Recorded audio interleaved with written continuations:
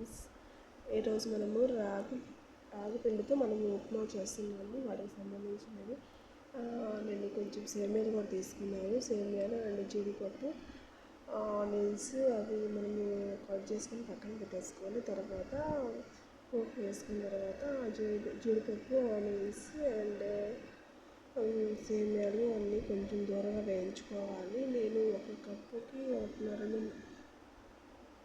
2 గ్లాసులు water 2.5 water తీసుకున్నాను.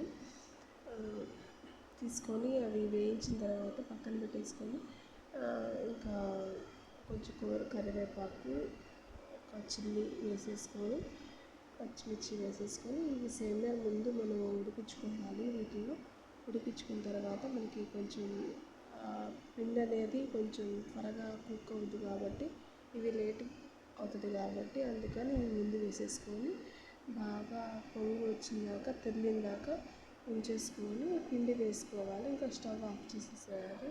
మళ్ళీ మీడియంలో పెట్టినా కూడా అది కుక్ అవ్వదు, పిండి అనేది గడ్డకట్టిపోయింది. అందుకని నేను ఆఫ్ చేసేసాను.